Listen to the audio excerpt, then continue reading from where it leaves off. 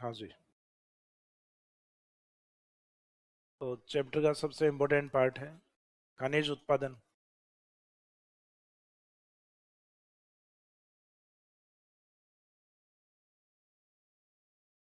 एवं उपयोग। Minerals production and uses.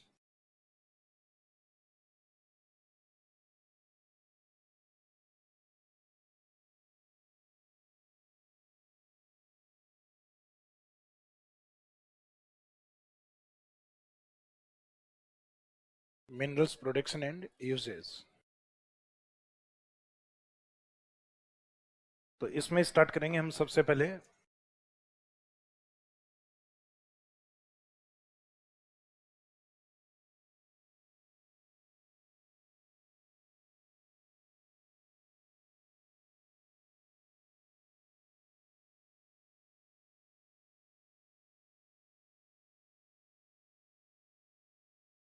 Chapter का हेडिंग में है एक अपना मेटालिक मिनरल्स, धात्विक खनिज।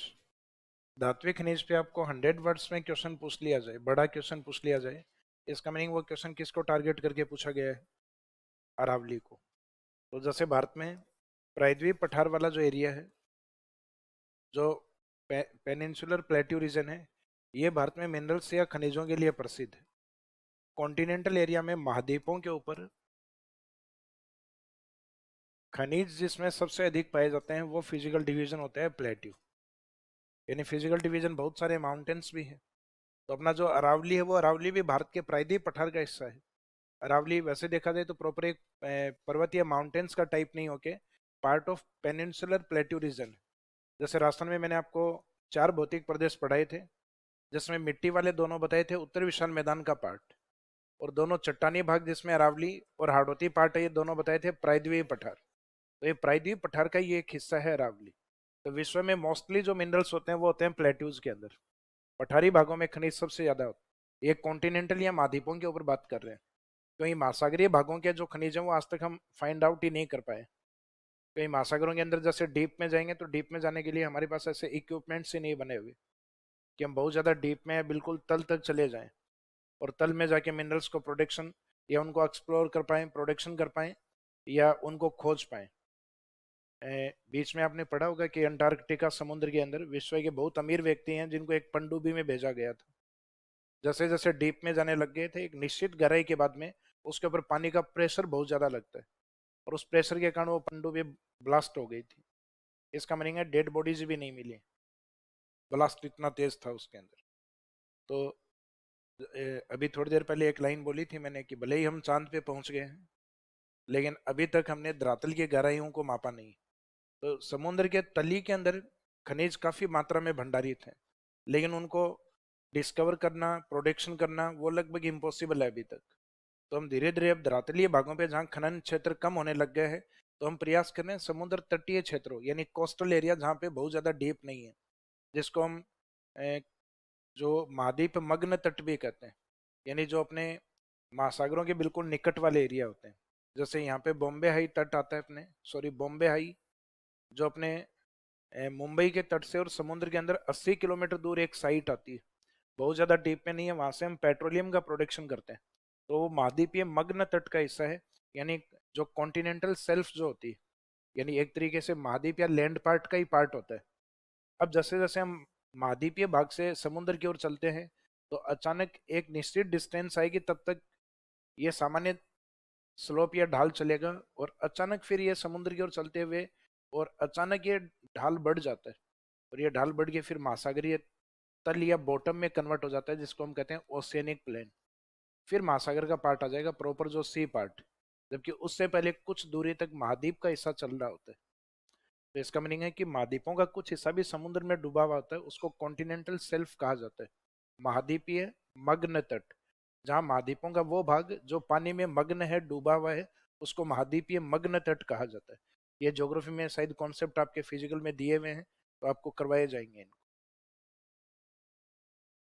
राजस्थान ज्योग्राफी में तो नहीं आते।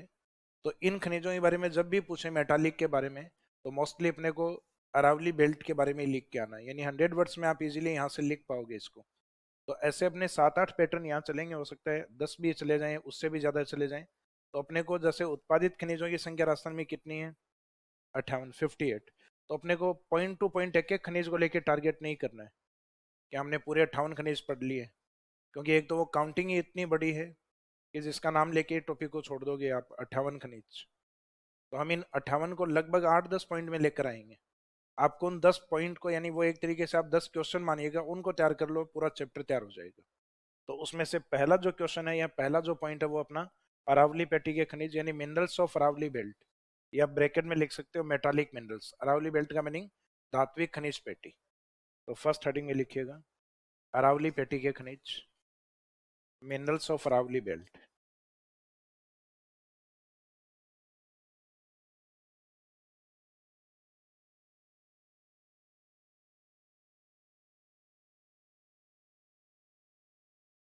Minerals of Aravali belt bracket में मेटालिक मिनरल्स।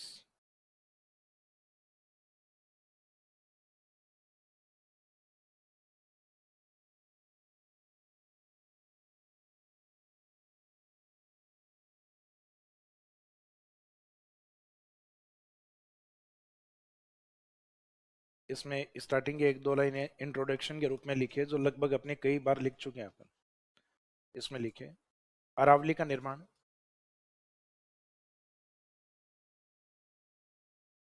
अरावली का निर्माण धारवाड़ चट्टानों से हुआ है। अरावली का निर्माण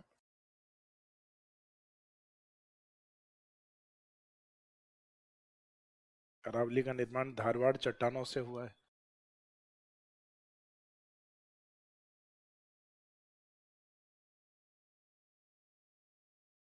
जिसमें मुख्यतः धात्विक खनिज पाए जाते हैं,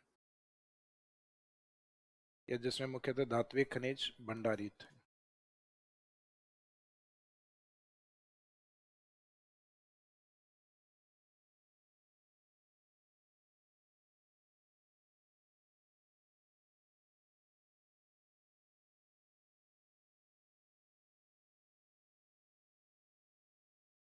Aravalli is formed by Dharwad rocks.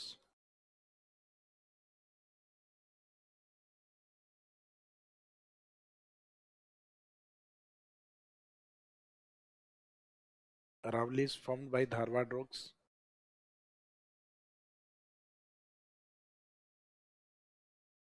Aravalli का निर्माण धारवाड़ चट्टानों से हुआ है, जिसमें मुख्यतः धात्विक खनिज भंडारित है।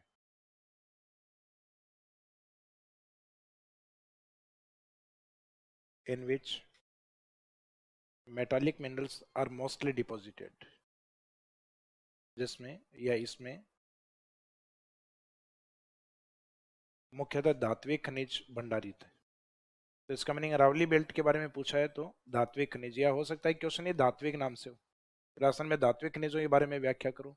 तो फिर अपने को लाइन यहाँ से स्टार्ट करने की, धात्विक खनिज राजस्थान में मुख्यतः किस में पाए जाते हैं, अरावली क्षेत्र में। क्यों पाए जाते हैं, क्योंकि यहाँ धारवाड़ चट्टानें पाई जाती। अब इसमें धात्विक खनिज पाए जाते हैं, जिसमें प्रमुख खनिज नेक्स्ट लाइन में लिखे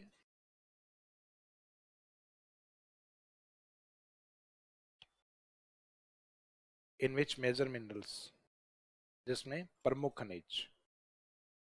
अब प्रमुख खनिज जैसे कि अपन ने धारवाड़ वाली जो रॉक्स या चट्टान देखी थी, उन चट्टानों में भी एक डायग्राम में इस तरीके से मैंने एग्जाम्पल बताए थे आपको कि अरावली के नॉर्थ वाला पार्ट है, यह मुख्यतः कॉपर के लिए प्रसिद्ध है, यानी तांबा। तो एक तो इसमें कॉपर कवर करना है। फिर कॉपर के जस्ट बाद में जयपुर, दौसा, करौली वाला जो पार्ट है मुख्यतः आयरन और के लिए प्रसिद्ध।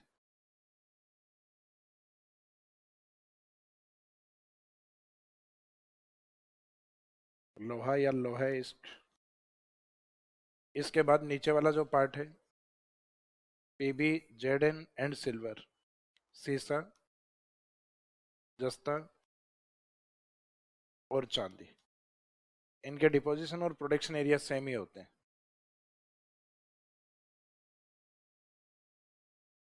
Lead, zinc and silver. Aravali के पश्चिम का जो बेल्ट होता है सिरोही, पाली और नागौर, ये वाला जो जोन है ये किसके लिए प्रसिद्ध है, टंगस्टन मिनरल। नागौर के अंदर इसका प्रमुख माइनिंग एरिया था डेगाना, जो भारत में टंगस्टन की सबसे बड़ी माइंस हैं, वर्तमान में बंद है। उसके अलावा फिर पाली का एरिया, फिर सिरोही का एरिया। सिरोही में आबू नाम सुना हुआ है, आबू के निकट एक जगह आती है रेवदर, आबू रेवदर, और एक वालदा। और पाली के अंदर टंगस्टन आजकल ठीक ठाक मात्रा में निकलने लग गया है, नाना के पास, पाटेगर नहीं, सिर्फ नाना। और नाना के पास जब से टंगस्टन निकलने लग गया, नाना पैसे वाले हो गए। और अचानक जब व्यक्ति के पास पैसा आता है तो व्यक्ति एक बार घमंडी होता है। और घमंडी नाना अच्छे होते हैं या खराब? घमंडी कोई हो, घमंडी व्यक्ति खराब भी होता है। तो नाना खराब, तो नाना को खराब नहीं बताना, कराब बताना है। तो पाली के अंदर एक माइनिंग एरिया आता है नाना कराब। तो नाना कराब क्यों? क्योंकि उनके पास आजकल वैल्यूएबल मिनरल्स, मेटल, इस मेटल की वैल्यू काफी अधिक, क्योंकि ये सामरिक महत्व है, यानी जिसमें युद्ध वगैरह हैं उनके हथियार में यूज किया जाता है। बुलेट्स वगैरह के ऊपर जो कवरिंग होती है, कारतूस के ऊपर, बंदूक की जो गोलियां होती हैं, तो उसके ऊपर ये कवरिंग में ये काम में लिया जाता है टंगस्टन। तो डिमांड काफी अधिक है इसकी। हमने अपनी माइंस को भी बंद इसलिए कर रखा है क्योंकि अपने पास मशीनरी इतनी ज्यादा नहीं है जो प्रोडक्शन बहुत अधिक मात्रा में कर पाए। और जहाँ अधिक मात्रा में प्रोडक्शन होता है तो उसकी लागत कम आती है। भाई एक तो ये आपको एक समोसा ही खाना है और आप घर पे बैठ के वो बना रहे हो, तो उसमें कॉस्ट बहुत ज्यादा बढ़ जाएगी। अब जाके आप ये तो कहोगे नहीं कि एक समोसे का मैदा देना, या एक समोसे का आधा आलू देना भाई साहब काट के। एक समोसे में तो आधा आलू ही काफी होगा, क्योंकि और मसाले भी मिलेंगे उसमें। लेकिन जब हजारों की संख्या में समोसे बनाने हो, बनवाने हो, या खाने हो, या खिलाने हो, तो उसका मीनिंग है कि उस समय हलवाई को घर पे बैठ के बनवाए जाते हैं। ये शादी ब्याह में देखते हैं, तो शादी ब्याह में कौन सोडा नहीं दुकान पे खड़ा रहता है कि भाई बाराती आने वाले हैं, जल्दी से 700 समोसे देना। तो मीनिंग ये है कि राजस्थान को ये लगा कि चाइना इतना सस्ता है, या इंडिया को, क्योंकि ये कुछ मिनरल्स होते हैं जो सेंट्रल गवर्नमेंट अथोराइज्ड होते हैं, जैसे यूरेनियम है, थोरियम है, टंगस्टन है।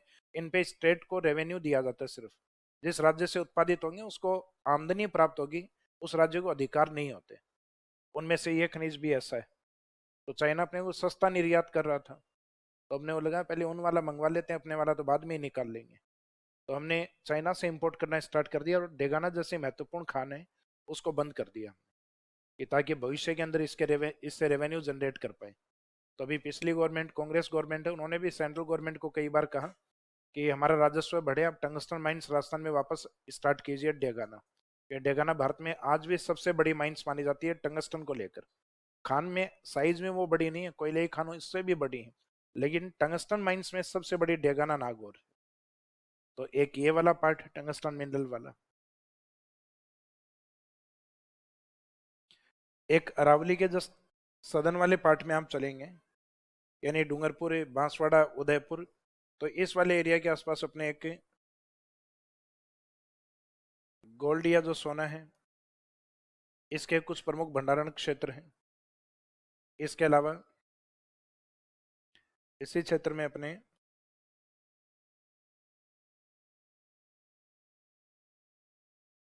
मैंगनीज के स्टोरेज भी।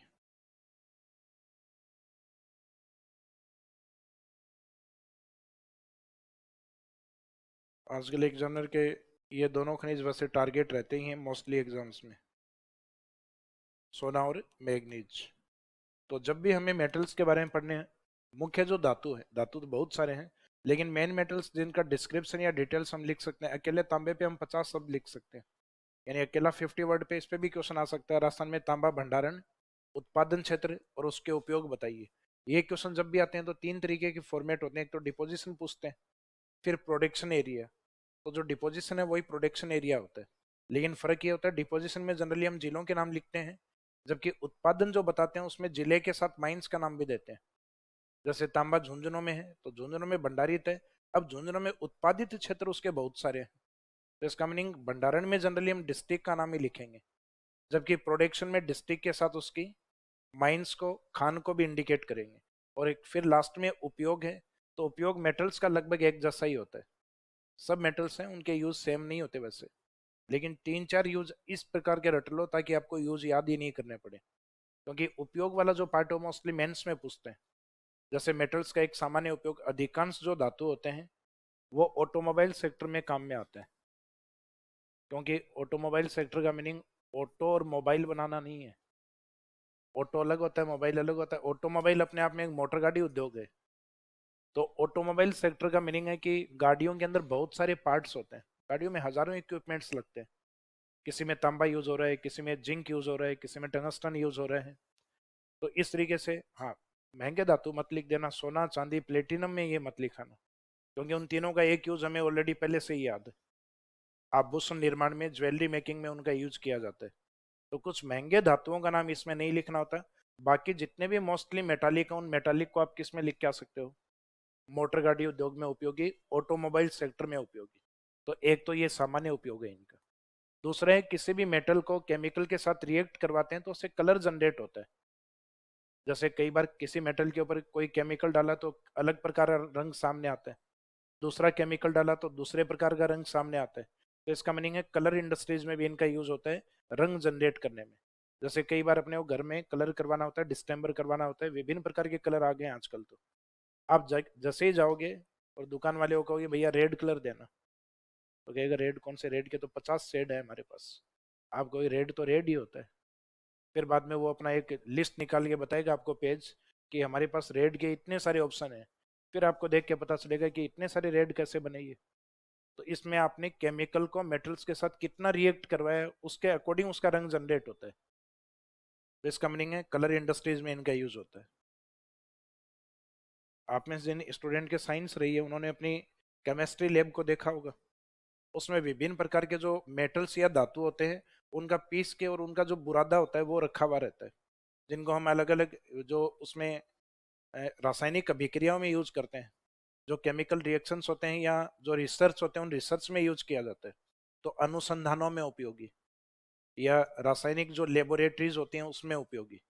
तो अनुसंधान के अंदर यूज कर सकते हैं मेटल्स का, रिसर्च में यूज होता है, या रासायनिक अभिक्रिया लिख दो, चाहे केमिकल रिएक्शंस में यूज किया जाता है।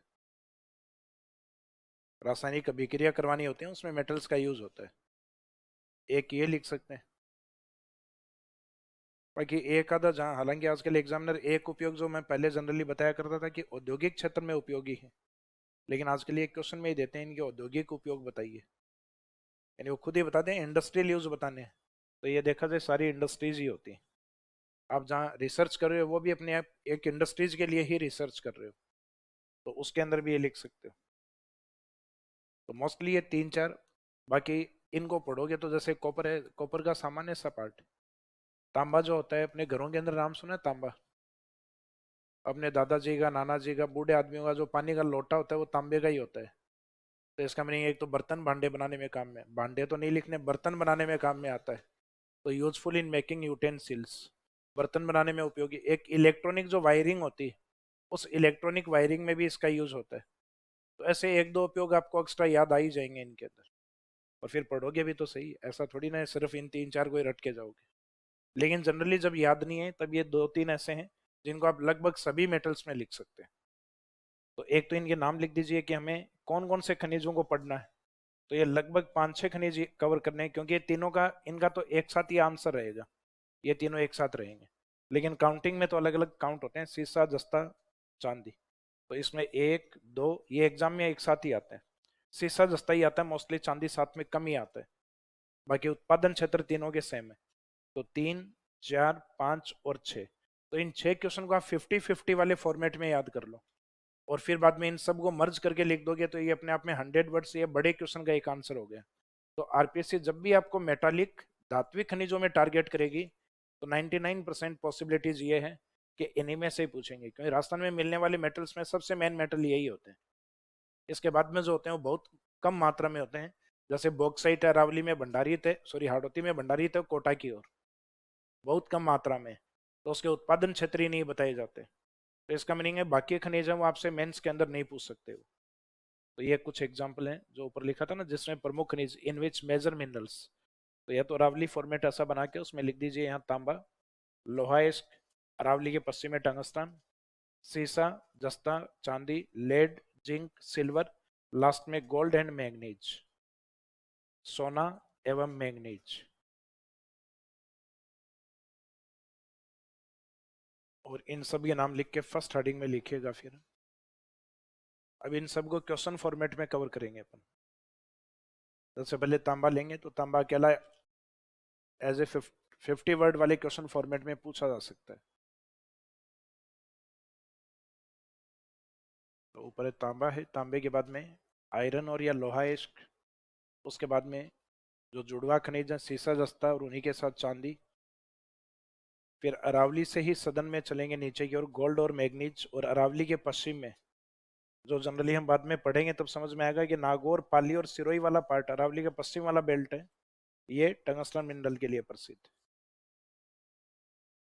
इसका मीनिंग अरावली की कहीं ना कहीं कुछ चट्टानें ऐसी हैं नागौर तक भी फैली हुई हैं। नागौर को हालांकि प्रॉपर अरावली के जिलों में शामिल नहीं मानते अपन। तो अगर पाली में और सिरोही में टंगस्टन मिल रहा है और नागौर में भी टंगस्टन की मात्रा काफी अधिक, तो पॉसिबिलिटी ये है कि कहीं ना कहीं जो चट्टानें हैं वो अरावली की हैं जो पश्चिम में विस्तृत है।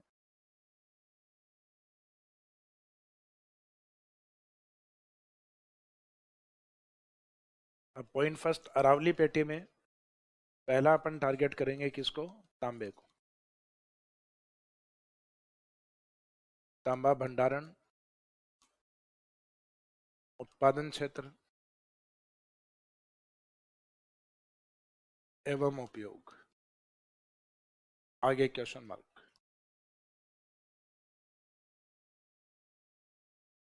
यानी जो 5-6 मेटल हम कवर करेंगे उनको एक क्वेश्चन फॉर्मेट में ही लेंगे।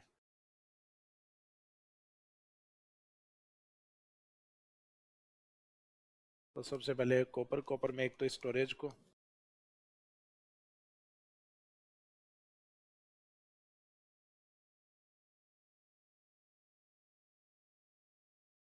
एक प्रोडक्शन रीजन को, उत्पादन क्षेत्र को, एंड लास्ट में यूजेज को।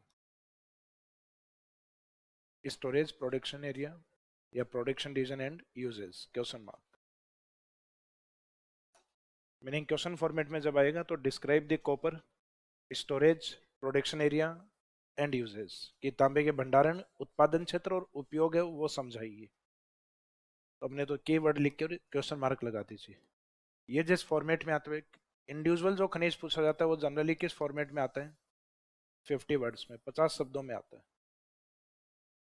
तो अगर ऐसे ये 5-6 खनिज 50-50 में कर लेंगे तो अपने खूब है। इनमें से ही मैटर कम करना पड़ेगा जब मर्ज करके लिखेंगे, 100 वर्ड्स में लिखेंगे। तो उसमें सबसे पहले भंडारण। जब क्वेश्चन आपको हेडिंग ये दे रखी है धात्विक खनिजों के बारे में लिखो, तब तो आपको हर खनिज में ये नहीं लिखना है कि तांबा एक धात्विक खनिज है, क्योंकि एग्जामिनर की डिमांड किस चीज की है? धातु की। तो इसका मीनिंग सामान्य सी बात है कि आप धातु ही लिख रहे हैं सब।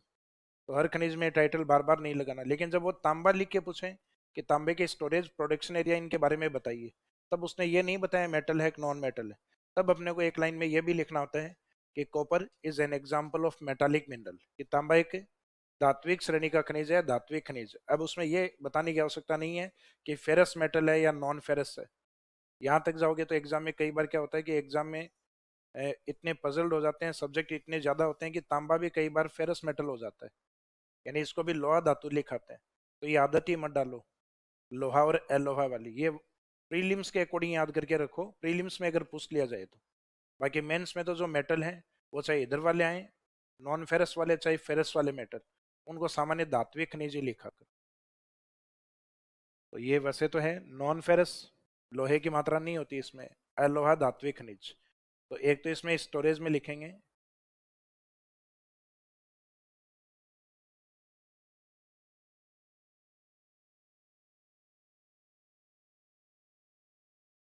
स्टार्टिंग में इंट्रोडक्शन वाली लाइन के साथ कि ये धात्विक खनिज है जो राजस्थान में। अब डिस्ट्रिक्ट कौन कौन से हैं तो एक बार ये देख लीजिएगा। तो तांबे में हमने यूज तो यही किया था ना टाइटल ऊपर की ओर, कॉपर का इस साइड में। लेकिन कॉपर है वो मध्य अरावली में भी पाया जाता है, मध्य अरावली यानी अजमेर के पास में।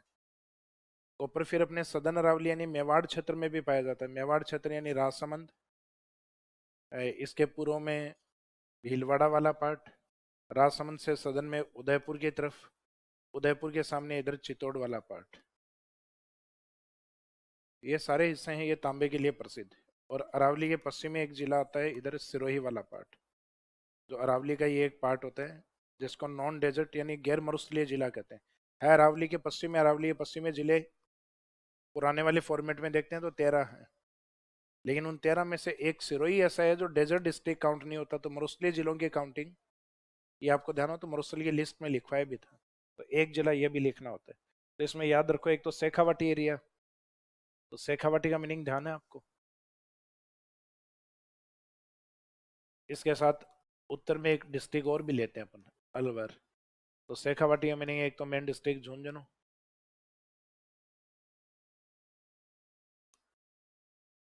सीकर, चूरू डिस्ट्रिक्ट, और इन्हीं साथ है अलवर डिस्ट्रिक्ट। तो उत्तरी रावली तरफ से इतने जिले लिखने हैं। सबसे इंपॉर्टेंट डिस्ट्रिक्ट झुंझुनू होता है, जो उत्पादन में हम सबसे पहले लिखेंगे। फिर मध्य रावली मुख्यतः अजमेर। अजमेर की ओर दो प्रमुख माइनिंग एरिया आते हैं, हंस के नाम से याद रखिए, हैसे हनौतिया, जैसे जीवन में आती है ना कई पनौतियां, तो ये पनौतियां नहीं होके ये हनौतियां। और एक सह से आता है सावर।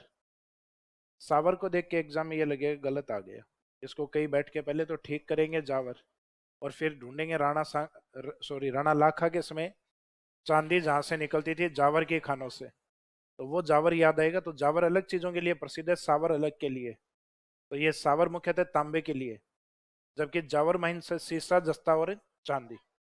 वो चांदी के लिए ज्यादा प्रसिद्ध है या सीसे जस्ते के लिए? जावर के माइंस से मुख्य उत्पादित खनिज कौन सा होता है?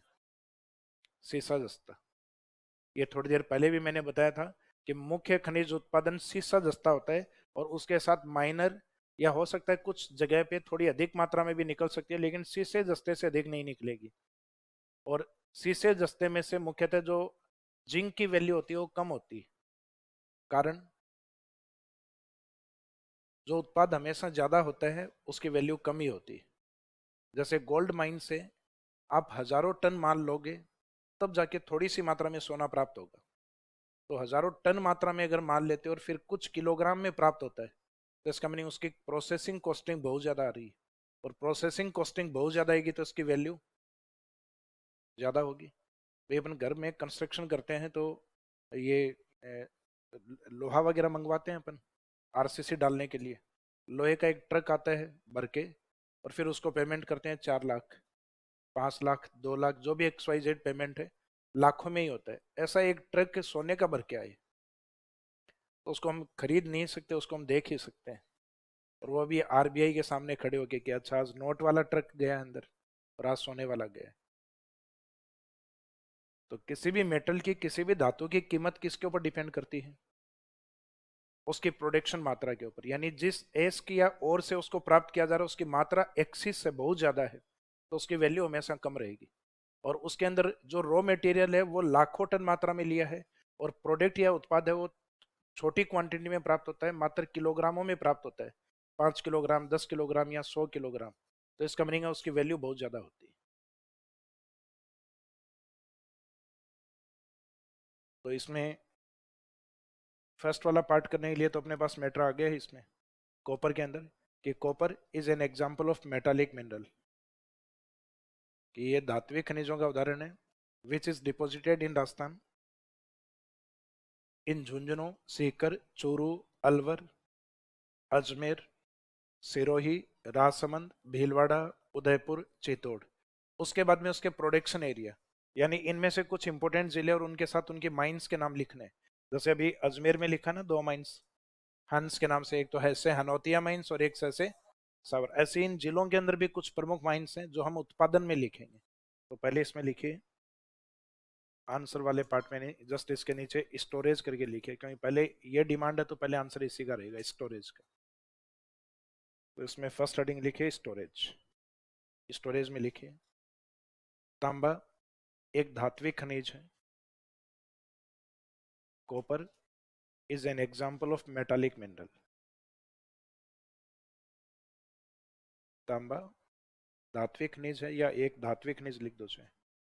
Copper is an example of metallic mineral, जो राजस्थान में मुख्यतः है, जो राजस्थान में मुख्यतः है। फिर डिस्ट्रिक्ट के नाम जो भी बताए थे आपको, जो राजस्थान में मुख्यतः, एक तो शेखावाटी वाले जिलों के नाम पहले लिखिए, जो राजस्थान में मुख्यतः झुंझुनू, सीकर, चूरू, अलवर, यानी कुछ उत्तरी अरावली के डिस्ट्रिक्ट है which is deposited in Rajasthan,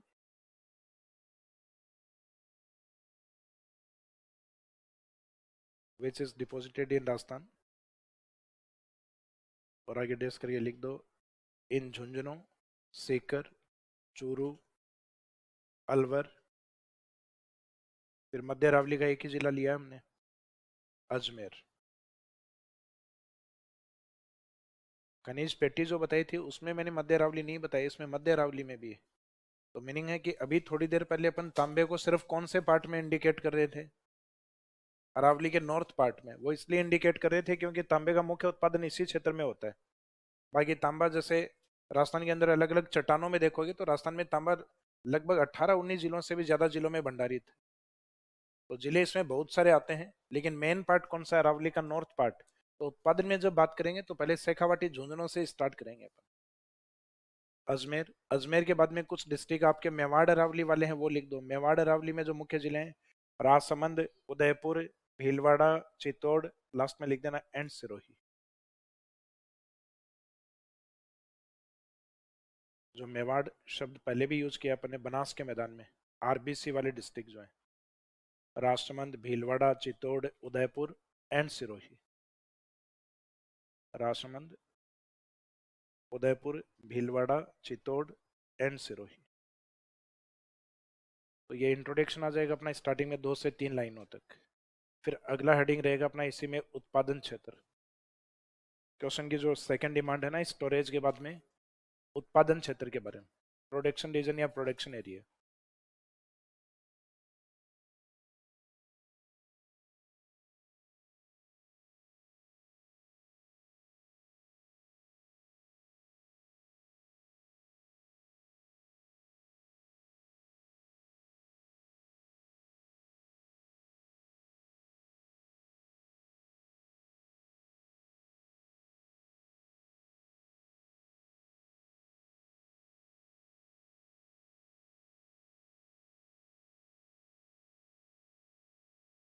वैसे एक डिस्ट्रिक्ट स्टार्टिंग में इंडिकेट, क्योंकि सभी खनिजों में तो ये डेटा नहीं लिखे हुए, लेकिन कुछ इंपोर्टेंट खनिजों में लिखे हुए रहते हैं। कि जैसे हमारी पेट्रोलियम बाड़मेर से ज्यादा उत्पादित होता है तो ये डेटा लिखा हुआ रहता है। बाकी सभी खनिजों में ऐसा नहीं है कि मुख्य जिला कौन सा है। तो इसका जो मुख्य उत्पादक जिला कौन सा है, झुंझुनू। तो ये फर्स्ट लाइन में लिख दो उत्पादन में। राजस्थान में तांबा सर्वाधिक झुंझुनू से उत्पादित होता है।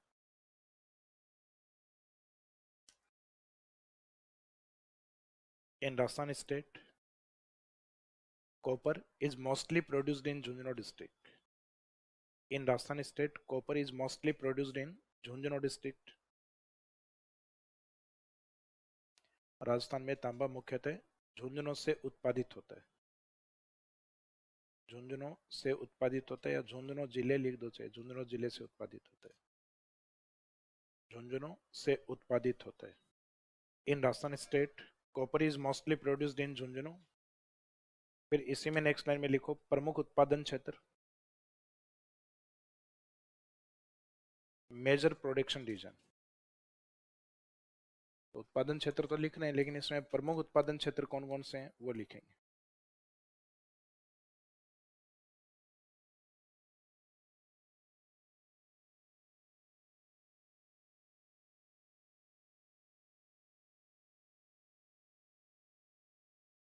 राजस्थान में तांबे तांबे की 100 से ज्यादा लीज है, 100 से भी अधिक खनन क्षेत्र हैं। तो सारे रटना लगभग इम्पॉसिबल है, अपन तो टोटली माइंड 100 सवा 100 याद रखेंगे। अब अकेले तांबे में इतनी है तो सभी खनिजों को याद रखना इम्पॉसिबल है। राजस्थान में खनन पट्टे या खनन जो लीज है वो 15,000 से भी ज्यादा है। पूरे जीवन में याद नहीं हो 15,000। तो इसका मीनिंग है सारी खाने अपने को याद नहीं करनी। जैसे कई बार अजीब से क्वेश्चन आ जाते हैं। इस बार आरएस प्रीलिम्स में 2 क्वेश्चन आए थे। एक तो वो आया था जो अपन नोट्सों में लिखवाते हैं, एक मुख्यतः इस प्रकार के माइंस के नाम पूछ लिए थे जिसमें राजस्थान में एस्बेस्टोस का भंडारण जो होता है, तो उसमें कुछ प्रमुख स्टोरेज एरिया जो जनरली अपन लिखते हैं उनमें से नहीं दिए गए। कुछ ऐसे एरियाज हैं जिनके ज़्यादा इंपॉर्टेंस नहीं है, उन एरियाज के नाम दे के पूछे। तो मेरे को खुद को ही नहीं पता था। कोई जरूरी थोड़ी ना कि सारी माइंस हैं, 15,000 माइंस में रट के रखूंगा, क्यों रटूंगा। ये 7 नंबर बस में थोड़ी ना बैठना है, पागल खाने की ओर जाती है राजापुरा। ये कौन सा है? पागल खाना आता है ना आपके राजा पार्क की ओर, पिंक स्क्वायर के सामने ही है ना। हाँ, एड्रेस पता कर रखा है पहले ही है। तो अब इसमें उत्पादन क्षेत्र में अगर हम देखें तो मुख्य डिस्ट्रिक्ट तो अपने वो सबसे पहले कौन सा लिखना है, झुंझुनू। यहाँ चाहे रैंक मत दो, डिस्ट्रिक्ट और उसके सामने उत्पादन क्षेत्र। जैसे झुंझुनू की ओर एक तो ऐसे स्टार्ट करना है, एक कैसे स्टार्ट करना है, एक ख से माइंस आती है, कै के बाद में क्या आता है ख, एक च से आती है। तो ये तो सीक्वेंस में हो गए। ए आती है ना, ए आ ई ऊ वाली लाइन, उसके बाद में कै वाली च वाली। तो ऐसे अक्का वाली, कौन से वाली, जो आज के एग्जाम में अक वाली के नाम से दे रखा है, तो सही नाम होता है अक्का वाली। कौन से वाली? हाँ, अक्का वाली। अक्का वाली कैसे, कोहलन या कोहलियान माइंस, कोहलन भी लिखते हैं, कोहलियान माइंस भी लिखते हैं। तो कोहलन कैसे खेतड़ी तांबे के लिए सबसे प्रसिद्ध माइंस में से है, जहां हिंदुस्तान कॉपर लिमिटेड काम करता है।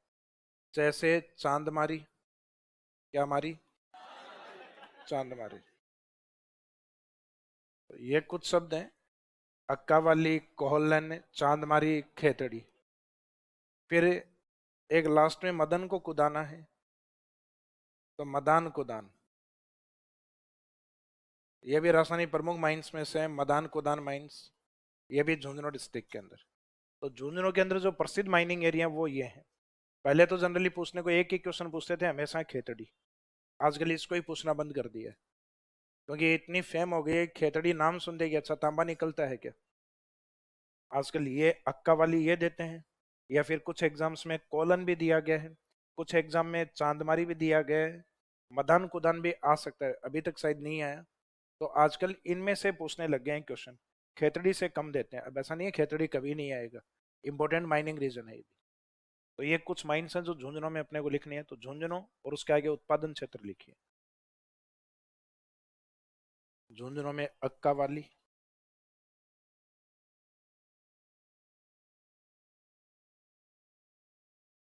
कोहलन, कोहलन या कोलियान जो बोलते हैं वही है कोहलन।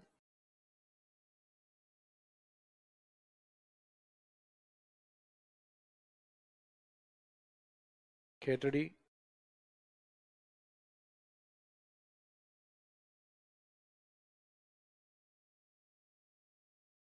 चांदमारी,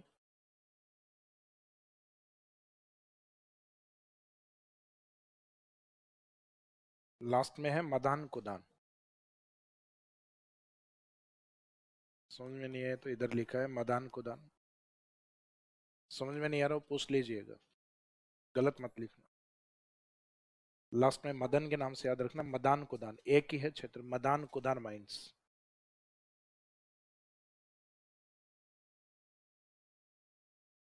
तो इन शब्दों को लगभग सीक्वेंस, हिंदी में तो सीक्वेंस बनना, उस सीक्वेंस में याद कर लेना। ए कै और च वाली लाइन, तो ए अक्का वाली, कै कोहलन, कै के बाद ख भी है खेतड़ी, फिर चांदमारी और एक लास्ट में मदान कुदान। अक्का वाली, कोहलन, खेतड़ी, चांदमारी एंड मदान कुदान। फिर उत्तरी रावली के अंदर शेखावाटी क्षेत्र में मुख्य झुंझुनू हो गया। झुंझुनू के बाद में नेक्स्ट लाइन में चूरू, चूरू में एक स्थान आता है बिदासर। कौन से सर? बिदासर।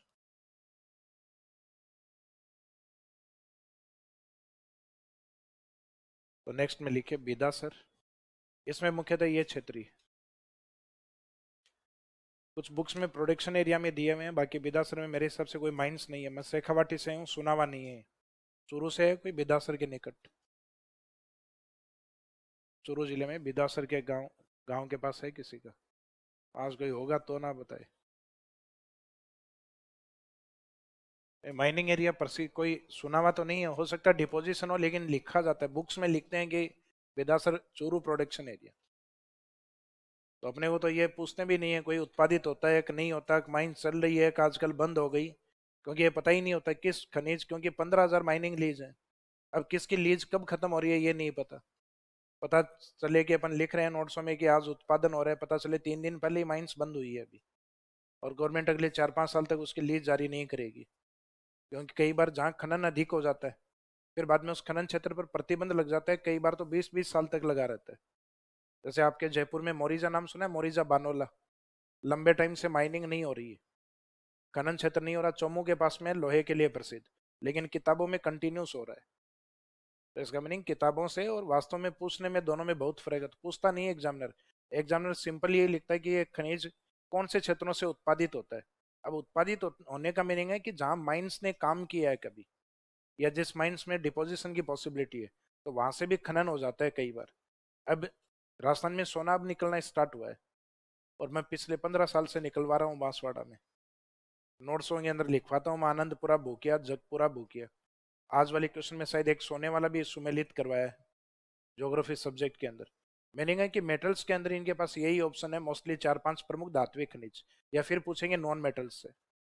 तो इसमें बिदासर, फिर डिस्ट्रिक्ट ज्यादा नहीं, सॉरी स्थान ज्यादा नहीं है, तो इसमें सीकर की कुछ साइट फिर आप ऐड कर सकते हो। सीकर में बीच में एक पार्ट है जो हमने जिले के रूप में जिसको दर्जा दिया था, नीम का थाना। नीम का थाना में एक स्थान आता है, बन्नों की ढाणी। किसकी ढाणी? बन्नों की ढाणी।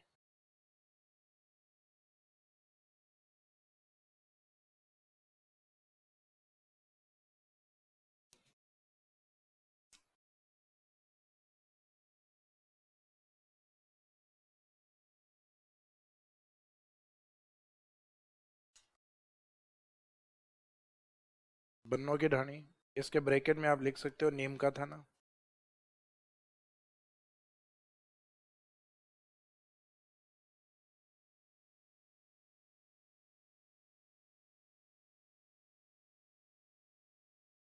एक सभ्यता स्थल या अपने कंजर्वेशन रिजर्व में भी आता है।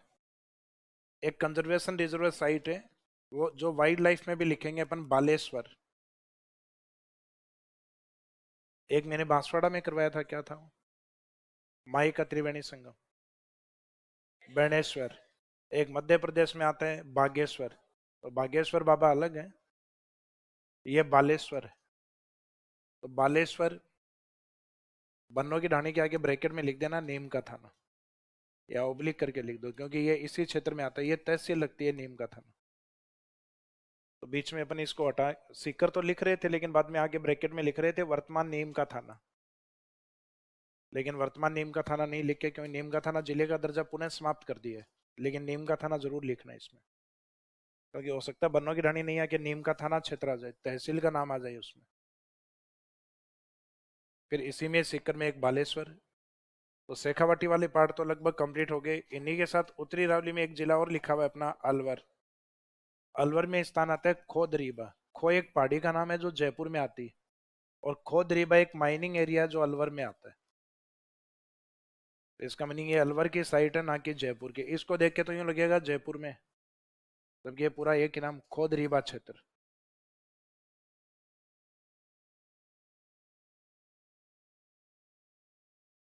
राजस्थान में दरीबा बहुत सारे हैं, अभी बीकानेर में भी लिखेंगे अपन, जहां तांबा निकलता है, पुर दरीबा। पुर दरीबा ये अलग आएगा, भीलवाड़ा में लिखेंगे। एक राजसमंद में आएगा राजपुरा दरीबा, तो वो तो नाम से लगभग पता लग रहा है, राजपुरा दरीबा राजसमंद में, तो उसमें तो राज से स्टार्ट हो रहा है, वो राजसमंद में है। पुर दरीबा ये भीलवाड़ा में आता है, और खुद दरीबा रावली के उत्तर में अलवर में आता है।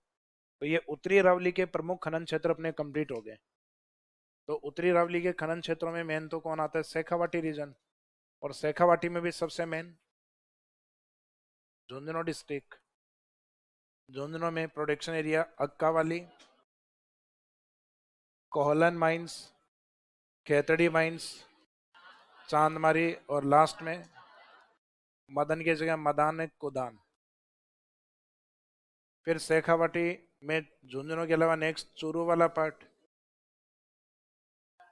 चूरू में एक सर, कौन से सर? बेदा सर। तो चूरू के सर के पास, बेदा सर के पास क्या है? तांबा। सीकर के बन्नों के पास तांबा, तो सीकर में बन्नों, बन्नों की ढाणी।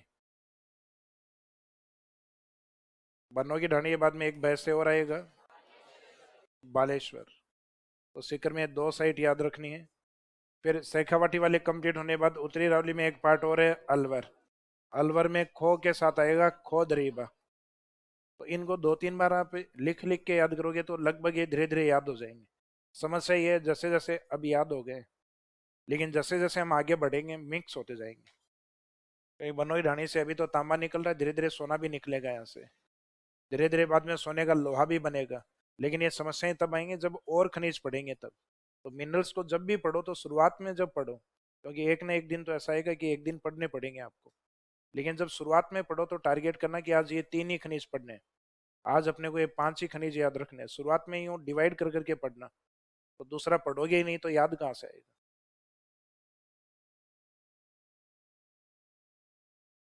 फिर मध्य अरावली वाला जो पार्ट है उसमें मुख्य डिस्ट्रिक्ट कौन सा है, अजमेर। अजमेर वाले पार्ट में मैंने बताया था आपको हंस के नाम से याद रखना। हंस में है से हनौतिया और एक सावर।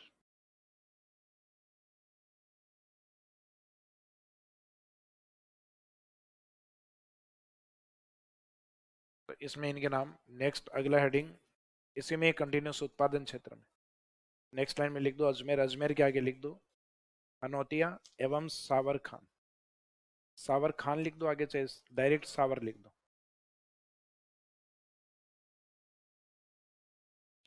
हनौतिया एवं सावर।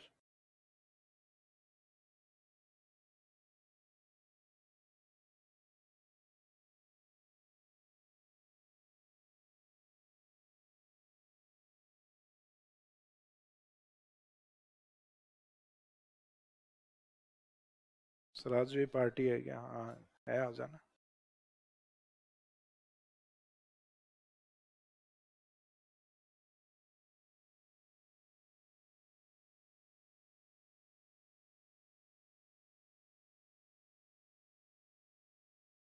फिर अजमेर के बाद में ये मेवाड़ वाला पार्ट। तो मेवाड़ में राजसमंद में कोई प्रमुख उत्पादन क्षेत्र नहीं आता, तो इसमें जरूरी नहीं है कि सभी अपन उत्पादन क्षेत्र वालों के, सॉरी भंडारण वाले सभी जिलों के नाम लिखें। कुछ भंडारण के लिए अधिक प्रसिद्ध होते हैं, तो राजसमंद को हम स्किप करेंगे। उदयपुर के अंदर इसमें आता है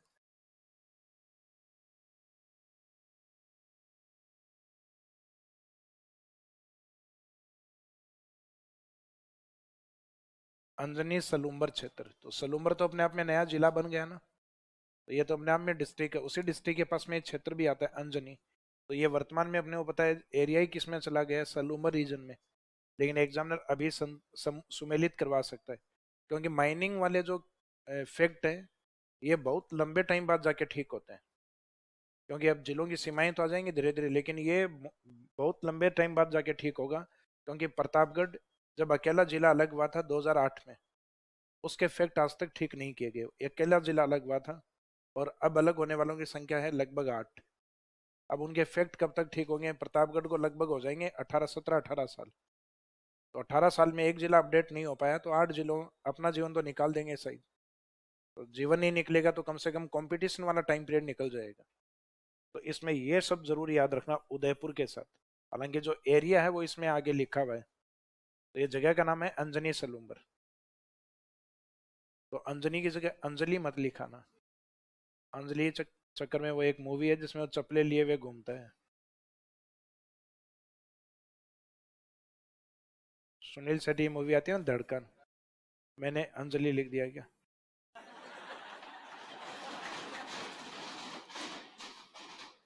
अंजनी हनुमान जी की माता जी का नाम लिखना है, अंजनी सलूम्बर।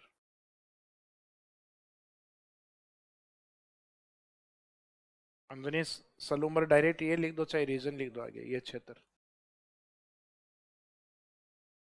अंजनी सलूम्बर रीजन। अंजनी सलूम्बर रीजन के बाद में मेवाड़ वाले जिलों में चित्तौड़ वाला पार्ट।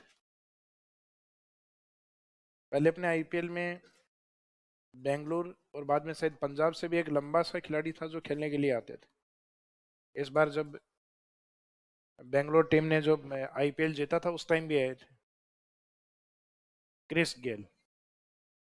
तो चित्तौड़गढ़ में जो माइनिंग एरिया है वो याद रखना किसके नाम से, गेल के नाम से। गेल में हालांकि इधर लगा देना भा गेल। और गेल अपने टाइम में बॉल के ऊपर शानदार वार किया करते थे। तो गेल बॉल पे क्या करते थे, अटैक या वार करते थे। वार से याद रखना वारी। तो ये माइनिंग एरिया है, भागेल और वारी क्षेत्र, ये दो एरिया आते हैं। बीच में से एड्रेस करके इस तरीके से लिख दो। तो भागेल का जो आगे गेल शब्द है और वार का जो ये वाला टाइटल, इनको ध्यान रखना कि गेल और उसका वार। तो भागेल वारी किसके लिए प्रसिद्ध है, तांबे के लिए।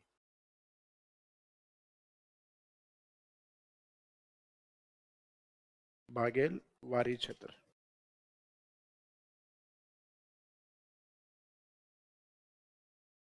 यानी माइनिंग एरियाज हैं, इसका क्षेत्र आगे लिख रहे हैं, नहीं लिखो क्षेत्र तो भी चलेगा। भागेल और वारी अलग अलग है। भागेल वारी। तो ये चित्तौड़ की साइट।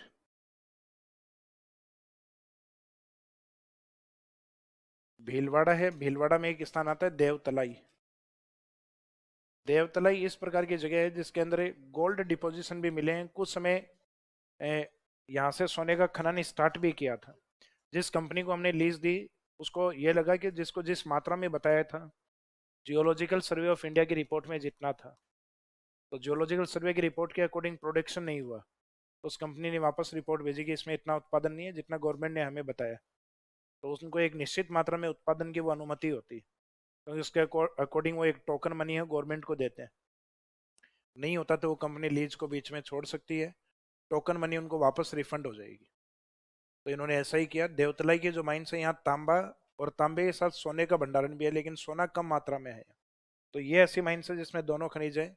जैसे आगे हम जब खेतड़ी पढ़ेंगे, सोना पढ़ेंगे, तो सोने में खेतड़ी का नाम फिर आएगा एक बार और।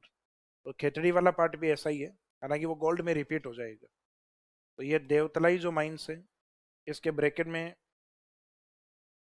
तांबा एंड गोल्ड, तांबा एवं सोना, कॉपर एंड गोल्ड।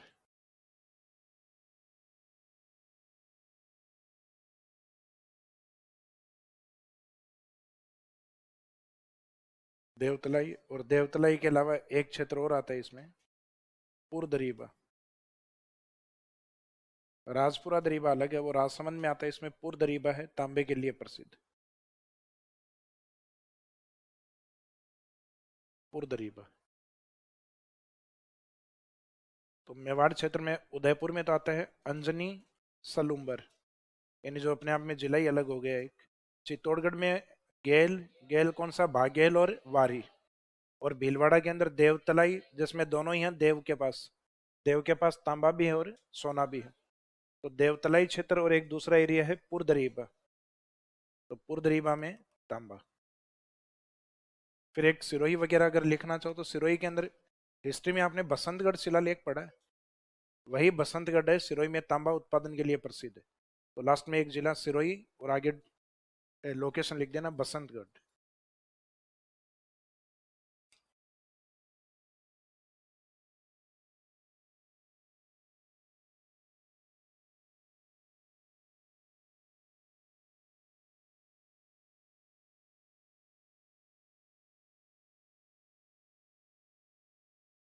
बसंतगढ़। तो ये इसके इतने सारे उत्पादन क्षेत्र है। अब एग्जाम में आपको जरूरी नहीं सब लिख के आओ आप, आपको इनमें से जो ठीक ठाक याद हो वो लिखाना। अब जैसे सिरोही में एक ही क्षेत्र है, तो बाकी दूसरा कोई जिला लिखना हो, जैसे आपको भीलवाड़ा बाद में याद आ रहा है, तो भीलवाड़ा यूं लिख के अंडरलाइन करके उसके आगे माइनिंग एरियाज के नाम लिख दीजिए। यानी आपको डिस्ट्रिक्ट ठीक से याद है तो इनको हाईलाइट कर देना, या डिस्ट्रिक्ट लिख के आगे, क्योंकि माइनिंग ज्यादा लिखे जाते हैं तो अंडरलाइन बहुत लंबी लंबी होंगे। तो आप डिस्ट्रिक्ट को अंडरलाइन करके फिर माइंस के नाम, तो इसे ये इंडिकेट हो जाएगा कि भीलवाड़ा है उसके माइंस ये आगे लिखे हुए हैं, सिरोही है उसके माइंस उसके आगे लिखी हुई। तो जो मेन मेन डिस्ट्रिक्ट है उनको अंडरलाइन कर दो ताकि थोड़ा हाईलाइट हो जाए अपने। फिर लास्ट में क्वेश्चन में डिमांड क्या थी, भंडारण हो गया कंप्लीट। भंडारण के बाद में उत्पादन क्षेत्र, उसके बाद में उसके यूजेज। तो तांबे वाले में लास्ट पार्ट है उपयोग।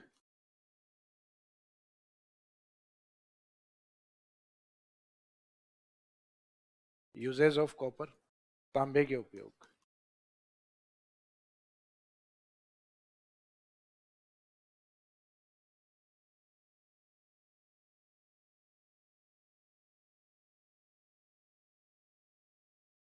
एक तो लिखे मोटर गाड़ी उद्योग में उपयोगी,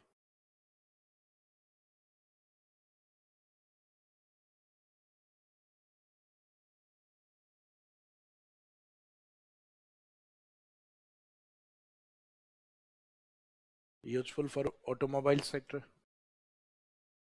मोटर गाड़ी उद्योग में उपयोगी,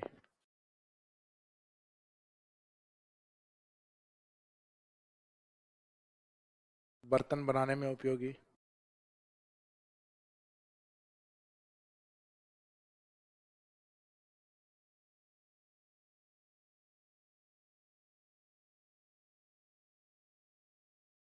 useful in making utensils, useful in making utensils, बर्तन बनाने में उपयोगी, एक इलेक्ट्रॉनिक इक्विपमेंट्स में यानी विद्युत तार वगैरह है इनमें बनाने में काम में लिया जाता है, तो विद्युत उपकरणों में लिख दो, चाहे विद्युत तार बनाने में उपयोगी, यूजफुल इन इलेक्ट्रॉनिक वायरिंग या इलेक्ट्रॉनिक इक्विपमेंट्स, क्योंकि विद्युत उपकरण जो होते हैं उसके अंदर मोटर आती है अपने, उस मोटर की जो बाइंडिंग होती है वो अलग अलग वायरिंग से होती है, कुछ महंगे वायरिंग से होती है, कुछ कॉपर वायरिंग से होती है, कॉपर वायरिंग वाली सही सस्ती आती है, जल्दी गर्म होती है, कुछ थोड़े से कॉस्टली वायर आएंगे, जैसे हम देखते हैं ना मशीनों के जो कीमत होती है उसमें बहुत ज़्यादा वेरिएशन होता है, तो कारण यही होता है कि कुछ इस प्रकार की मशीन हो जिसके अंदर वायरिंग में हल्का चांदी का मिश्रण भी दे दिया जाए, तो चांदी की जो रेजिडेंट जो कैपेसिटी होती है, प्रतिरोधक क्षमता होती है, न्यूनतम होती है, तो इसका मीनिंग है उसमें इलेक्ट्रिसिटी बहुत तेज धारा के साथ प्रवाहित होती है, और वो ऊर्जा का ह्रास नहीं करती, यानी उसका छिजत नहीं करती, उसमें लॉस नहीं करती, तो इलेक्ट्रिसिटी आप जितनी सप्लाई कर रहे हो आगे कमांड उतनी जाएगी, मोटर तेज चलती है उसमें, लेकिन उन मशीनों की कीमत बहुत ज़्यादा होती है, पता किया कि एक मशीन है वो तो मात्र 3,000 की, दूसरा पूछा कि 20,000 की, तो इसका मीनिंग उसकी वायरिंग में अंतर होता है मेन, ये काम तो वही कर रही है जो दूसरी कर रही है, या फिर उनके बनने के जो मेटल्स होते हैं उनकी कीमत होती है, तो इसमें आप विद्युत तार के रूप में भी लिख सकते हो, विद्युत उपकरणों के रूप में भी लिख सकते हो, और एक आधा कोई उपयोग जो मैंने आपको बताए थे रंग इंडस्ट्रीज में या कुछ अदर इंडस्ट्रीज हैं रासायनिक अभिक्रियाओं में, वो इसमें ऐड कर सकते हो, या उपकरण बनाने में लिख दो यूजफुल इन मेकिंग इक्विपमेंट्स, सामान्य उपकरण, विद्युत उपकरण नहीं, क्योंकि कुछ मशीनरी स्क्रू बनाने में, घर में जो गेट होते हैं उन गेट के जो कुंडी वगैरह बनाने में, तो एक तरीके के इक्विपमेंट्स ही हैं वो, उपकरण बनाने में या यंत्र बनाने में उपयोगी।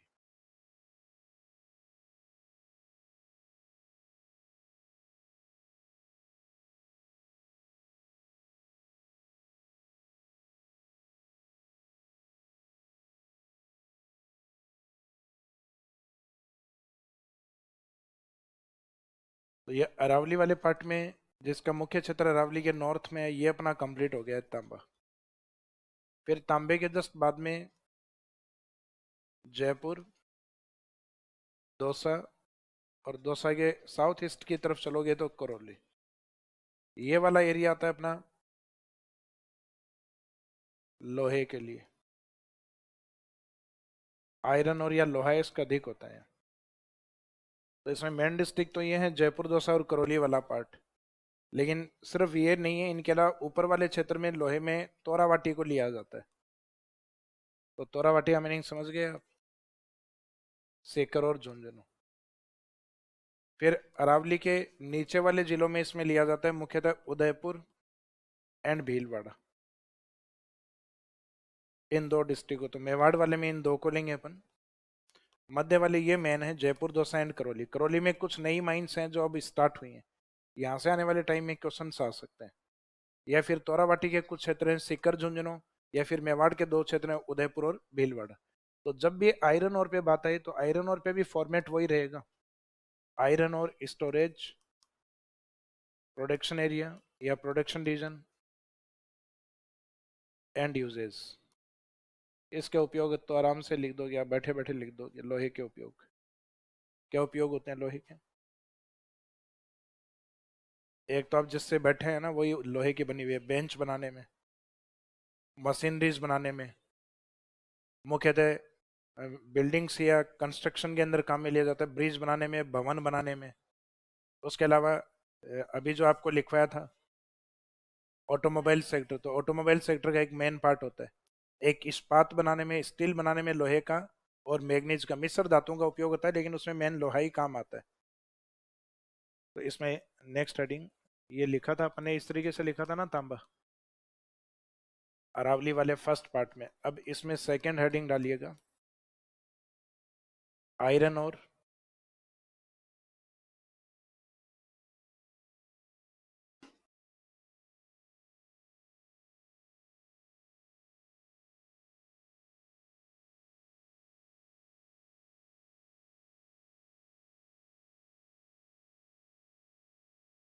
Iron ore storage, production region and uses. लोहायस्क भंडारण, उत्पादन क्षेत्र एवं उपयोग। इसमें भंडारण में लिखिएगा, हेडिंग डाल के जस्ट नीचे लिखो स्टोरेज भंडारण। तो भंडारण में एक तो तांबे वाली जो लाइन लिखी थी पहली, तो वही लिखनी है एज इट इज। जब तक ये अरावली पेटी चलेगी वो लाइन सब में होगी। तो तांबे में पहली लाइन क्या लिखी थी, ये एक धात्विक खनिज है, इसमें भी लिखिएगा लोहा इसके स्टोरेज में।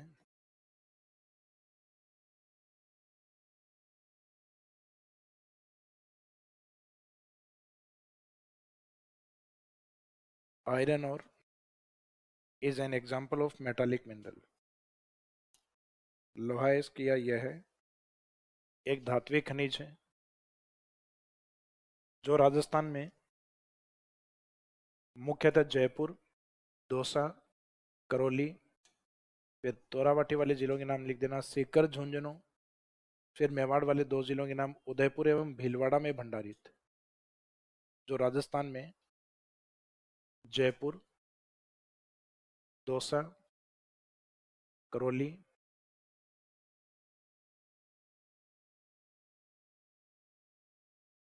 इन राजस्थान स्टेट, आयरन और is deposited in Jaipur, Dausa, Karauli,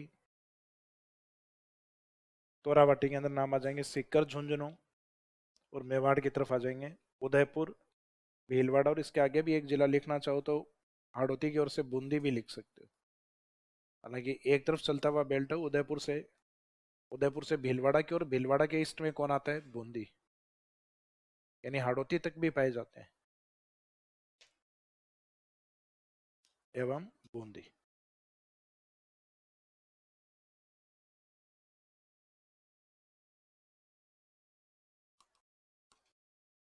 तो स्टोरेज के अंदर एक तो इसकी वैरायटी की बात हो गई, किस प्रकार का खनिज है, metals.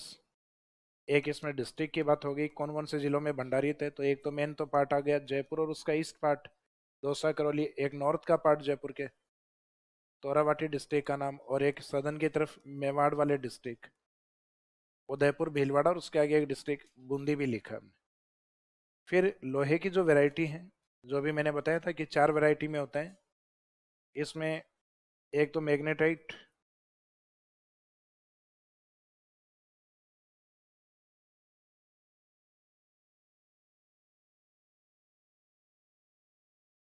And hematite.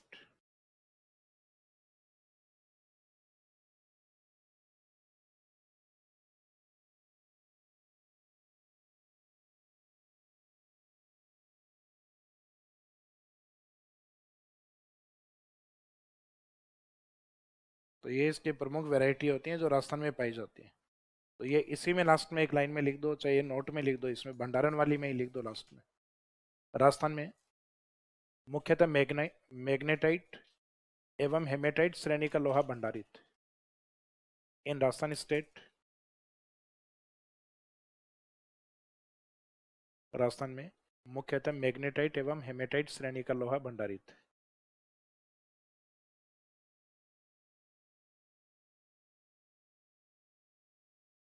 In Rajasthan state,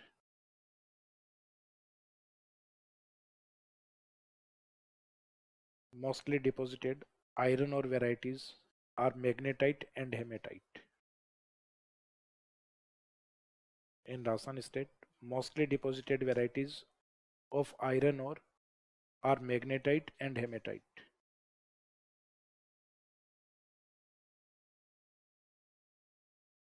तो इसका मीनिंग लिमोनाइट और सीडेराइट जो लो क्वालिटी की वेराइटीज हैं वो राजस्थान में नहीं पाई जाती। इंडिया के अंदर मैग्नेटाइट का जो मुख्य भंडारण है वो कर्नाटक की तरफ होता है, जबकि भारत में हेमेटाइट श्रेणी का लोहा काफी मात्रा में उत्पादित होता है और ये ओडिशा से होता है। तो आप भारत में देखेंगे इनके उत्पादन क्षेत्र अलग अलग होते हैं।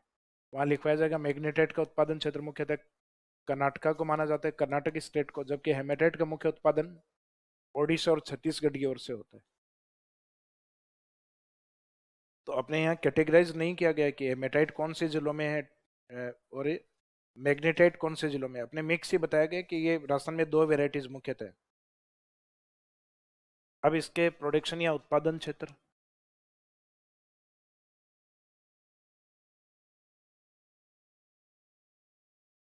तो उत्पादन क्षेत्र में रैंक वाइज नहीं लिखना है अपने, तो पहले जयपुर के कुछ माइंस हैं, क्योंकि जयपुर को लंबे टाइम से प्रमुख जिला माना गया, लेकिन ये लिखना नहीं मेरे हिसाब से। अब जयपुर नहीं है, करौली आना चाहिए। करौली में कुछ बड़ी माइंस हैं जो लीज पे स्टार्ट हुई हैं। जयपुर वाली माइंस तो बंद है। जयपुर जिले से आप नॉर्थ में चलना स्टार्ट करते हो तो जयपुर से नॉर्थ में कौन सी रोड आती है? चौमो पुलिया से जो आती है ना, सीकर रोड। तो इस सीकर रोड की तरफ जाते हैं तो जयपुर में पहला टोल टैक्स हम पार करते हैं। यहाँ से क्रॉस जैसे ही करेंगे टाटियावास, तो टाटियावास को क्रॉस करेंगे तो उससे कुछ किलोमीटर, 2 किलोमीटर चलने पे एक होर्डिंग लगा हुआ आता है। उस होर्डिंग पे इधर एक एरो लगा हुआ रहता है, उस एरो पे लिखा रहता है मोरिजा। तो एक स्थान आता है चोमू के निकट मोरिजा। मोरिजा बानोल या बानोला क्षेत्र भी लिखते हैं उसको।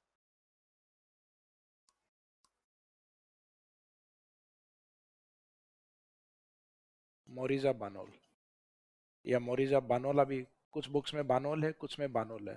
मोरिजा बानोला रीजन। फिर जयपुर के ईस्ट में हम जाते हैं दौसा। दौसा में एक स्थान आता है नीमला। जैसे जयपुर के मोरिजा के पास लोहा है, ये मोस्टली यही लिखा जाता है ज्यादातर स्थान। दौसा के नीम के अंदर लोहा है। नीम से याद रखना नीमला। नीमला एवं रायसेला,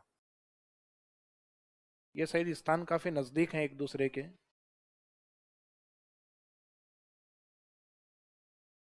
इस कारण ये जो नीमला है,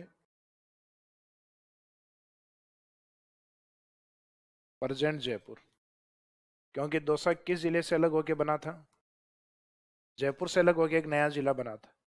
तो कहीं ना कहीं गलतफहमी में नीमला है ये दौसा के साथ, या फिर हो सकता है कि दौसा का जो राइस सेला है, इस राइस सेला में डिपोजिशन ज्यादा है और उसके निकट नीमला भी आता है। नीमला जयपुर की तरफ पड़ जाता है, राइस सेला आगे दौसा की तरफ है। तो इस कारण ये लिख दिया जाता है कि नीमला राइस सेला दौसा। जैसे कुछ एक खनिज और भी आते हैं जो जिलों की सीमाओं पर होते हैं, तो दूसरे जिले में जैसे भंडारी अधिक है तो दोनों स्थानों को उस जिले के साथ ही लिख देंगे। जैसे डाबला सिंगाना से लोहा उत्पादित होता है झुंझुनू, तो डाबला सिंगाना वास्तव में अलग अलग part. Dabla part of Sikar और सिंगाना पार्ट ऑफ झुंझुनू। तो इसका मीनिंग भंडारण ज्यादा सिंगाना की तरफ है, तो डाबला सिंगाना दोनों को किसके साथ लिख दिया? झुंझुनू। जबकि वास्तविकता यह डाबला सीकर में आता है, सिंगाना झुंझुनू में आता है। सिंगाना, खेतड़ी, कोपर ये स्थानों के नाम है वहाँ। तो यहाँ पे इसके ब्रैकेट में तो लिख देना। आप में से निमला का तो मिलेगा सही, जयपुर से कई है ना आप में से। रायसेला नाम सुना है?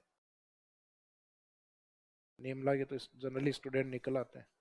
मोरिजा चोमू के पास सुना है नाम? मोरिजा, मोरिजा एक स्टूडेंट।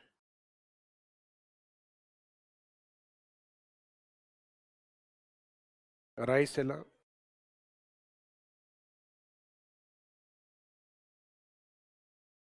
फिर करौली की ओर जाओगे।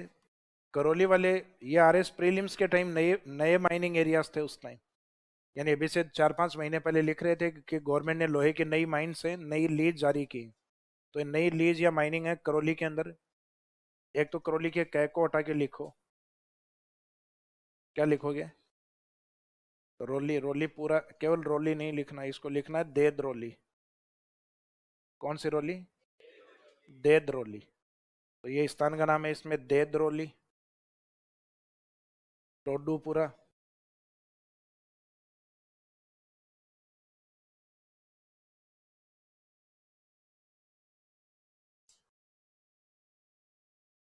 खोरा,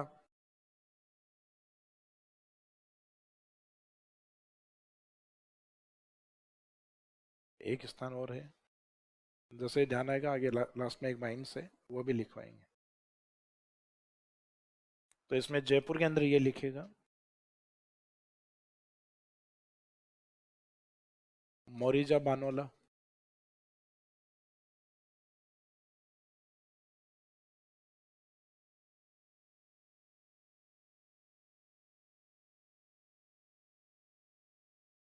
आगे ये सब लिखना चाहो तो लिख दो, अदरवाइज आवश्यकता नहीं है इसकी।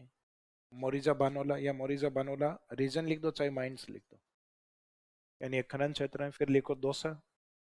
दौसा में नीमला लिख के उसके आगे ब्रैकेट में लिखना प्रेजेंट जयपुर, क्योंकि माइनिंग डिपार्टमेंट की जो खनन क्षेत्र है उसके जो साइट है उस पर सही दिया हुआ है। बुक्स में तो मोस्टली 99% यही लिखा हुआ है, दौसा के साथ ही लिखा हुआ है। तो लिखना तो दौसा के साथ ही है इसको, दौसा नेमला रायसिला, लेकिन जो सही बात है वो भी लिख देना आगे ब्रैकेट में लिख दो प्रेजेंट जयपुर। नेमला के ब्रैकेट में आगे लिख दो, चाहे नीचे एरो करके नीचे लिख दो वर्तमान जयपुर। फिर आगे एवं रायसेला, तो नेमला रायसेला क्षेत्र। फिर नेक्स्ट है करौली, तो करौली के अंदर जो माइनिंग एरिया है उसमें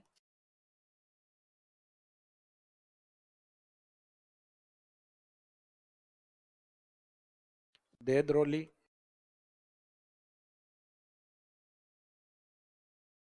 टोडुपुरा, रायसेला है, सॉरी एक ही मात्रा है, मिला देना दोनों को इनको, रायसेला, टोडुपुरा, खोरा एवं लिलोती।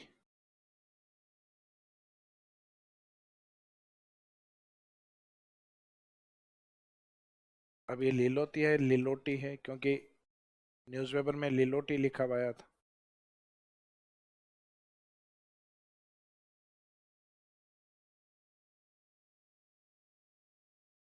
लिलोती।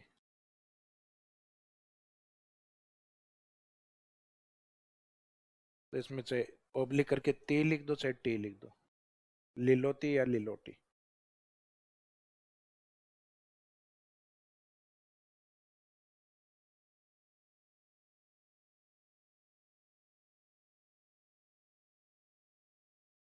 ये सर निमला तो अलवर में आता है, निमराना आता है वो तो, हो सकता है कोई स्थान का नाम हो सकता है, वहां पे भी हो सकता है।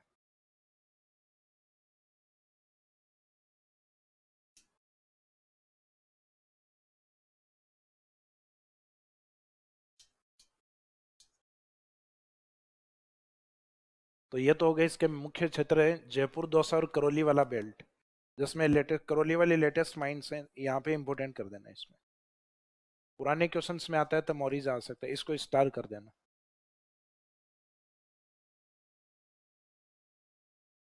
फिर इसमें तोरावाटी वाला क्षेत्र है, तो तोरावाटी में सीकर, तो सीकर में एक क्षेत्र इंडिकेट करना आपको डाबला।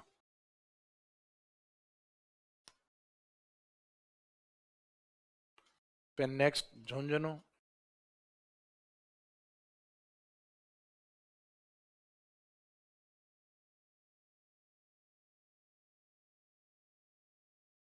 झुंझुनू में लिखना है सिंघाड़ा या सिंघाड़ा, ये कई बार खेतड़ी सिंघाड़ा के नाम से भी आ जाता है, हालांकि खेतड़ी में एक अन्य खनिज होता है।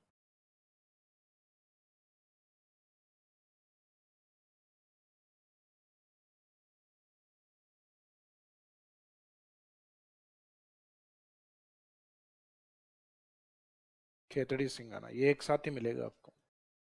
तो अकेला खेतड़ी आता है तब तो क्या मानना है आपको, तांबा, और खेतड़ी सिंघाड़ा आता है तब लोहा, आयरन और या लोहा इसको। फिर उदयपुर की ओर, अरावली के सदन पार्ट की ओर जाते हैं अपन।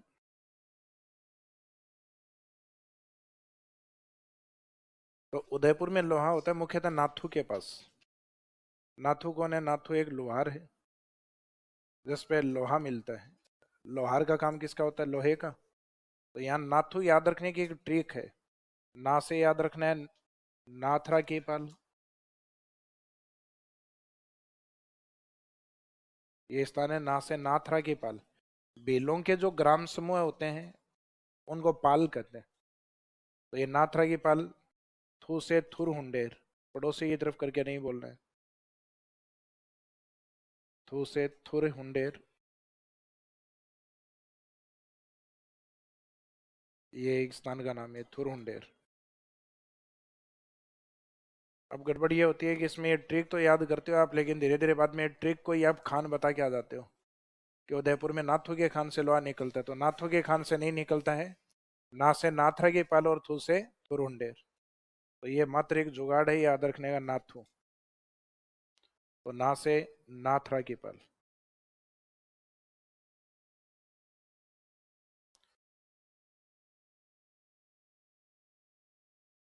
नाथरा की पाल,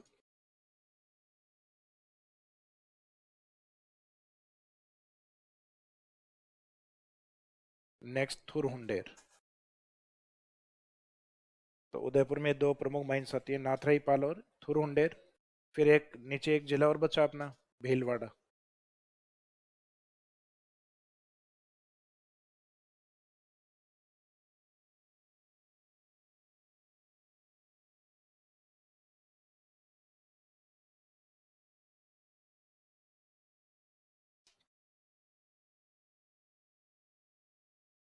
भीलवाड़ा में एक क्षेत्र आता है तिरंगा क्षेत्र। तिरंगा वैसे अपने अपने देश का झंडा है, उसका फ्लैग का नाम भी क्या है? तिरंगा ही नाम है। तो अपने तिरंगे से कोई टक्कर नहीं ले सकता, कोई लोहा नहीं ले सकता, क्योंकि अपने तिरंगे में ही लोहा है। अपने तिरंगे में ही क्या है? लोहा। तो अपने तिरंगा क्षेत्र किसके लिए प्रसिद्ध है? लोहे के लिए।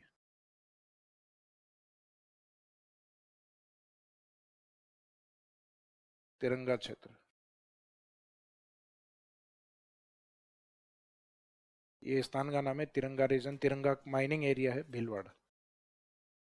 एक अभी थोड़ी देर पहले तांबे में एक स्थान लिखवाया था पुर करके, एक तो देवतला ही लिखवाया था, तांबा और सोना दोनों, और एक पुर दरिएबा, एक आता है पुर बनेडा।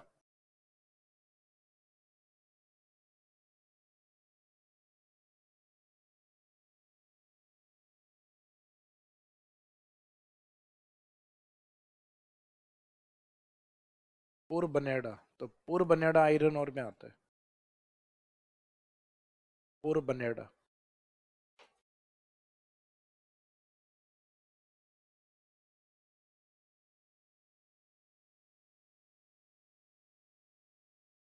पुर बनेडा, लास्ट में आर ए कर दो चाहे डी ए कर दो। हिंदी में कई बार गड़बड़ हो के आता है, बनेडा की जगह बनेरा आ जाता है, पुर बनेरा, क्योंकि इंग्लिश में जो आर ए लिखा हुआ है उसका हिंदी फॉन्ट है, जब रे ले लेगा तब रे ही आएगा फिर उसमें ऊपर वाले। तो वो आप समझ जाओ कि थोड़ी बहुत मिस्टेक करेंगे। जैसे अभी आज वाले पेपर में अक्का वाली का जो एग्जाम्पल बताया था ना, ये अक वाली आया है, बस इतना, अक वाली। तो ये इसके प्रमुख उत्पादन क्षेत्र हो गया आयरन और के। तो आयरन के और के प्रमुख उत्पादन क्षेत्रों में एक तो आता है जयपुर दौसा करौली बेल्ट। नेमला कहाँ की साइट है? दिया दौसा के साथ जाता है, बाकी साइट कहाँ की है? जयपुर। और मोरिजा बानोल जयपुर। रायसेला, रायसेला दौसा। देदरोली, तो करौली में एक तो रोली वाला देदरोली, एक टोडूपुरा, एक खोरा, एक लिलोती या लिलोटी, और सीकर के अंदर डाबला, झुंझुनू में सिंगाड़ा, सिंगाड़ा या खेतड़ी सिंगाड़ा, सिंगाड़ा जरूर आएगा उसमें। और उदयपुर में लोहा किसके पास है? नाथू के पास।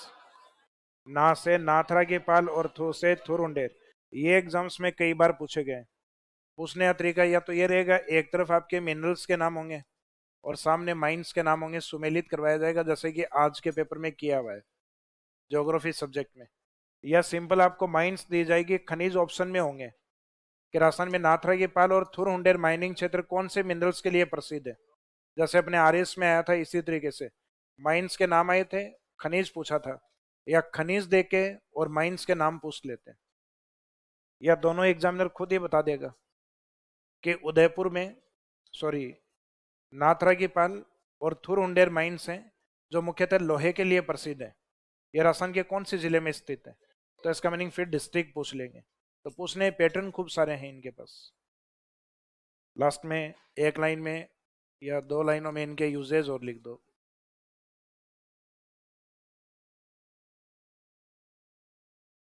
एक तो मोटर गाड़ी उद्योग में,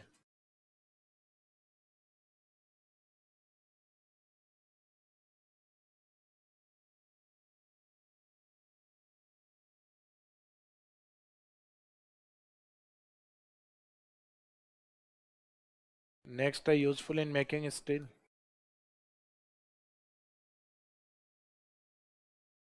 स्टील ये हिंदी में क्या बोलते हैं इसको, इस्पात, इस्पात बनाने में, इस्पात बनाने में उपयोगी। तो useful in making steel, steel जो लिखा उसके आगे ब्रैकेट में लिख देना आयरन प्लस मैग्नीज, Mn, लोहा प्लस मैग्नीज। इसका मैंने अकेले लोहे से नहीं, मिश्र धातुओं से बनता है, मिक्स करके। कोबाल्ट भी मिक्स होता है, कार्बन की कुछ मात्रा भी मिक्स होती है, बहुत सारे होते हैं, लेकिन मेन जो मेटल होते हैं वो इसमें होते हैं आयरन और मैग्नीज। लोहा और मैग्नीज से मत कर देना गलती से, मैग्नीज रहेगा, लोहा एवं मैग्नीज। इसके अलावा उपकरण बनाने में अपने मोस्टली जो इंडस्ट्रीज होती हैं उसमें मशीन जो यूज होती है इंडस्ट्रीज में, मशीन मोस्टली या तो स्टील की बनी होती है या लोहे की बनी होती है। इसी कारण कहते हैं लोहे को बेस ऑफ इंडस्ट्री या बैकबोन ऑफ इंडस्ट्री। उद्योगों की रीढ़ या उद्योगों का आधार किस खनिज को कहा जाता है, लोहे को, क्योंकि अपने घर में छोटी से छोटी सुई और इंडस्ट्रीज में बड़ी से बड़ी मशीन में क्या यूज होता है, आयरन का यूज होता है, लोहे का। एक भवन निर्माण में उपयोगी। Useful in construction of buildings, useful in construction of building.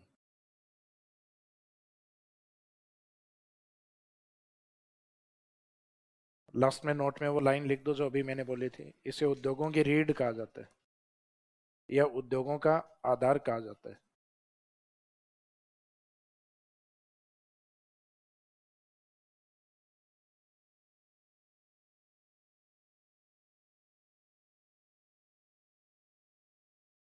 लोहे को उद्योगों का आधार या रीढ़ कहा जाता है। Iron is known as base of industry और backbone of industry, base of industry और बैकबोन ऑफ इंडस्ट्री।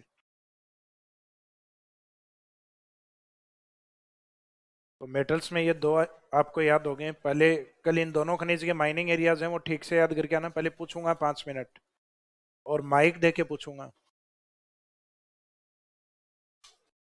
तो कल चाहे कोई कोना पकड़ लेना, नंबर आ सकता है।